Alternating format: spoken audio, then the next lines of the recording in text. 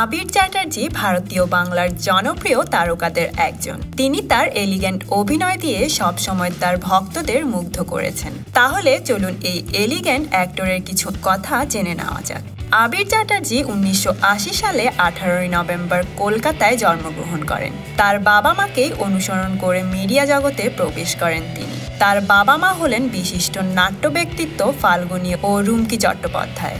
আবির চ্যাটার্জির মেয়ে ফ্যানদের জন্য একটি স্যাড নিউজ হচ্ছে, এই ড্যাশিং তারকা কিন্তু বিবাহিত, আর সেই ভাগ্যবতী বইয়ের নাম হচ্ছে নন্দিনী চ্যাটার্জি। 2009 সালে ক্রস কানেকশন ছবিতে মুখ্য ভূমিকায় অভিনয়ের মাধ্যমে তিনি বাংলা চলচ্চিত্র জগতে প্রবেশ করেন।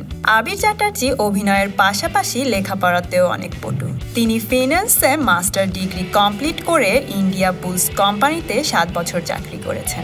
আবির চ্যাটার্জি বড় পর্দার অভিনয়ের আগে ছোট পর্দায় নাটক দিয়ে অভিনয় জীবন শুরু করেছিলেন। তার উল্লেখযোগ্য নাটক হচ্ছে প্রলয় আসছে, রূপসী বাংলা এবং শাশুড়ি জিন্দাবাদ। হৃদ মাঝারে ছবিতে অভিনয়ের পর কলকাতার টাইমসে তিনি মোস্ট ডিজায়ারেবল ম্যান তালিকায় শীর্ষে উঠে আসেন। আবির চ্যাটার্জি সম্ভবত ভারতীয় বাংলার সবচেয়ে টলেস্ট অ্যাক্টর। তার উচ্চতা 6 ফুট 2 ইঞ্চি। এরপরেই আছেন দেব। এই মেধাবী তারকা টলিউডের পাশাপাশি বলিউডেও অভিনয় করেছেন। তিনি 2012 সালে কাহানি ছবির মাধ্যমে বলিউডের নাম লেখান। ছবিটি বক্স অফিসে সুপারহিট হয়েছিল। এই জনপ্রিয় তারকা বাস্তুসাপ ছবিতে অভিনয়ের জন্য 2016 সালে বেস্ট অ্যাক্টর পপুলার চয়েস পুরস্কার লাভ করেন। তো বন্ধুরা, কেমন লাগলো আপনাদের এই প্রিয় তারকার আননোন ফ্যাক্টগুলো জেনে?